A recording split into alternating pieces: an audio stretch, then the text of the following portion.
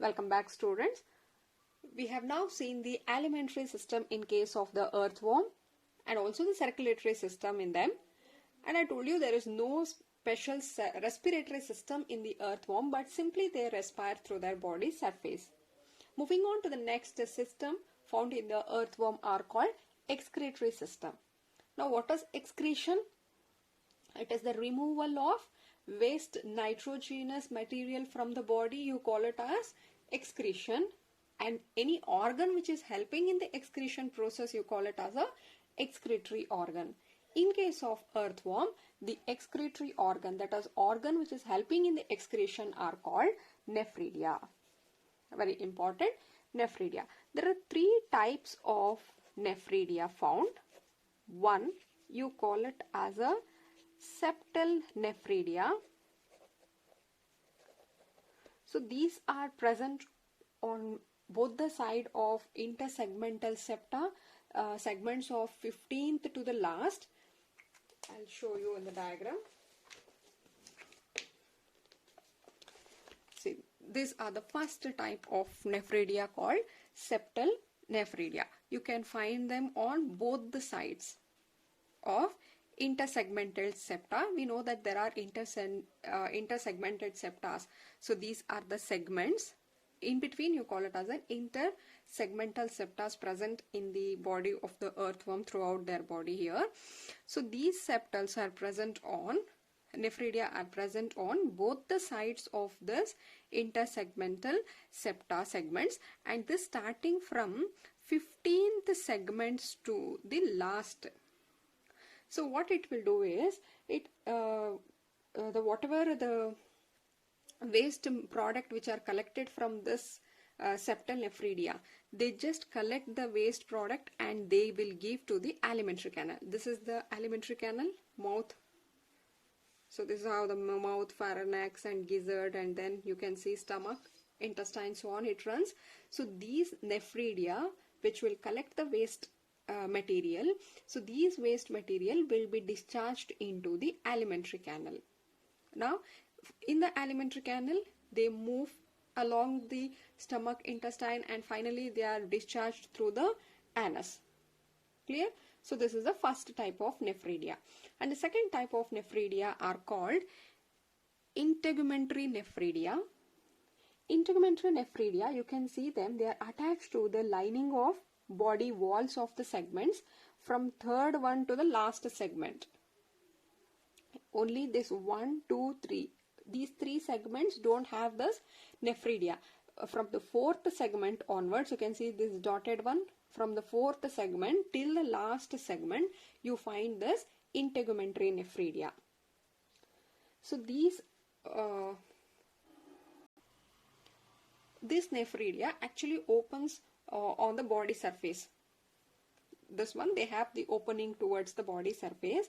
Hence, whatever the waste is collected, they are directly removed through the body without sending to the alimentary canal. Since these nephridia are opened to the surface, the waste products, whatever it has been collecting, it is discharged out through the body surface. Whereas this septal nephridia gave the waste product to the alimentary canal, and through the alimentary canal waste product were removed. But here it is directly through the body. And the third type of nephridias are called as pharyngeal nephridia. So you can see in the pharyngeal there are three paired tuft with the ducts in the 4th, 5th and 6th. So you can see here there are ducts like this. In the 4th, this is 1, 2, 3, 4th, 5th and 6th segment. You can find the ducts of this pharyngeal nephridia. These are the ducts. This is one duct, second, third duct. You can see ducts like this. So they also passes the waste material. Whatever the waste material they collect, they just pass it to the alimentary canal. The nephridia, they regulate the volume and compositions of the body fluid. Clear with the excretory system? Here, the excretory organ in case of earthworm is called as nephridia. There are three types of nephridia. One, it is septal nephridia. Second one, you call it as integumentary nephridia. And third one is called pharyngeal nephridia. The main work of all this nephridia are, they just remove the waste product from the body. This one pass the waste product to the alimentary canal. Even the pharyngeal nephridia collect the waste from the different body cells and then they give to the alimentary canal, and through the alimentary canal the waste through the anus it is discharged out, is one method. Second method is this integumentary nephridia, they directly remove through the body without sending it to the alimentary canal. Right? Now, let us see the nervous system. The nervous system represented by segmented ganglia arranged on ventral paired nerve cord. See, if suppose this is a earthworm here, first segment, second segment, third, fourth, fifth, sixth, seventh. Let us just write a rough one. You can see the ganglion, even the ganglia are segmented. So if these are the ganglia, you can see the segmented ganglion.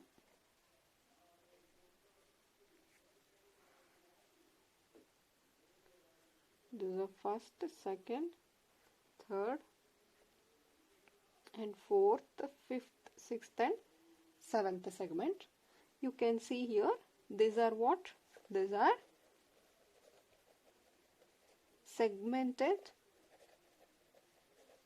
ganglia arranged on the ventral side with a paired nerve cord. So you will have the nerve cord here at the tip. I'll tell you that also. So the nerve cord along with the segmented ganglia, the nerve cord what it is running, they will get bifurcated in the third and fourth segment. You can see this will get bifurcated. I mean they are going to divide like this in the third and fourth segment. It was running like this, and in the third and fourth you can see it has got bifurcated like this. Clear? The nerve cord has been bifurcated in the third and fourth, encircling the pharynx. If you remember the anatomy here, I told you the fourth segment you will have the pharynx region, right? So it is encircling, that bifurcation encircle the pharynx and join the cerebral ganglion. So we here now you call this as the cerebral ganglion, right? Now the cerebral ganglion give rises to two pair of nerve. From the cerebral ganglion you can see two pair of nerve to the first and second. So there is a nerve which is running to the second as well as to the first like this. So these are the nerve to first and second segment from the cerebral ganglion. And apart from that, there is also two pair of nerves which are formed from the subpharyngeal ganglion. So these are called the ganglion which are present in the pharynx, we call it as a subpharyngeal ganglion. You can see nerve like this. So you can see the nerve, and these are called as the these nerves these are moving to the, you can see this passing to third and the fourth one. So these are the nerve to third and fourth segment, and also there are nerves to other parts, to nerve to all other segments, right? I'll repeat. You can see the segmented ganglion. These segmented ganglion along with the nerve cord, it will reach to the fourth segment. After that it is going to get bifurcated, encircle the pharynx and join to the cerebral ganglion. From the cerebral ganglion, you can see two pair of nerve which is running to the first and the second pair. And again in the subpharyngeal ganglion, you can see nerves will pass to the third and the fourth, and also there are another three pair of the nerve which will pass to all other segments. Now the cerebral ganglion along with the other nerve, they integrate sensory inputs as well as they command the muscular response. This is how you can find the nervous system arranged in case of earthworm. Because of these nerves, all the stimulus or the impulse will be given to this cerebral ganglion, and that is how they will input the sensory inputs have been put, and they do the muscular response also. And let us also see the sensory system in case of earthworm. I'm sorry with the spelling, it is sensory system. Earthworm, they don't have eye. No eye, but have the receptors. Even though the earthworm don't have eye, they have the receptors to sense the light, taste and all. See, basically there are three type of receptors present. Three type of receptor. One you call it as a tactile receptor. These are sensitive to touch. They can feel the sensitive to touch. They can feel the touch. And second type of receptor, you call it as buccal receptors.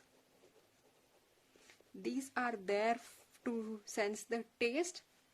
And third type, you call it as a photoreceptors. This is to these are the receptors for light intensity intensity detecting, and also they can see, these are the meant for detecting the light, and even they can sense the vibration, and that is also by this touch and vibration.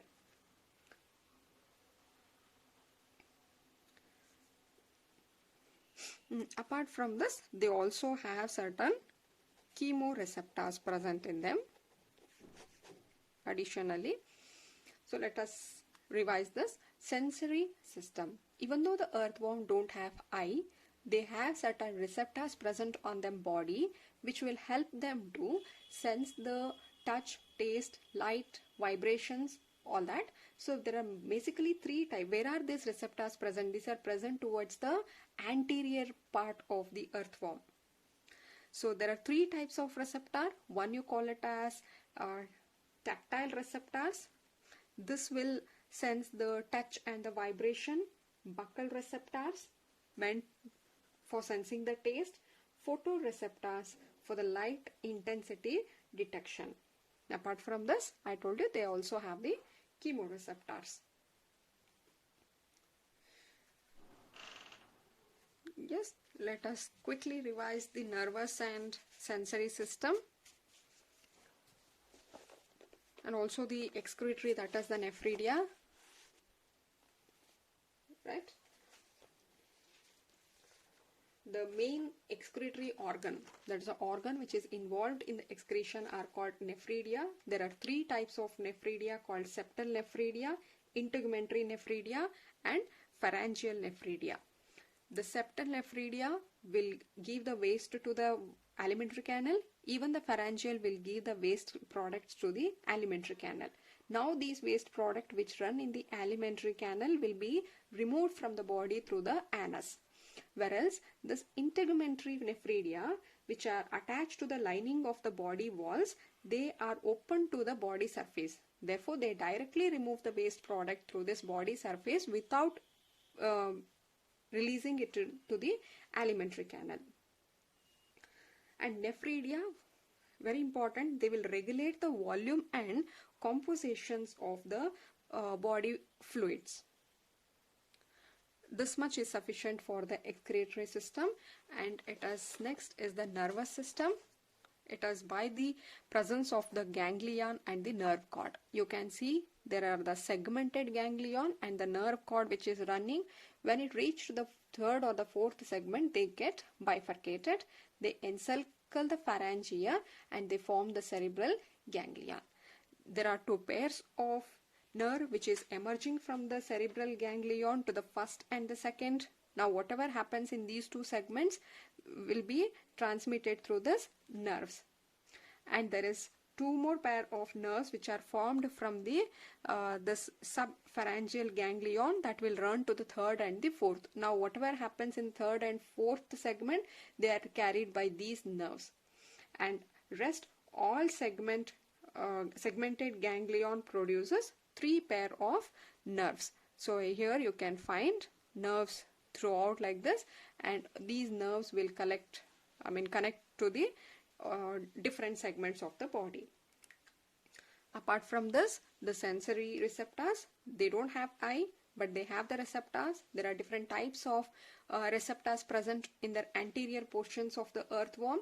They will actually sense or detect the touch, vibration, taste, light, and they also have the chemoreceptors. In the next video, let's take a detailed structure of the reproduction, how reproduction happens in case of earthworm.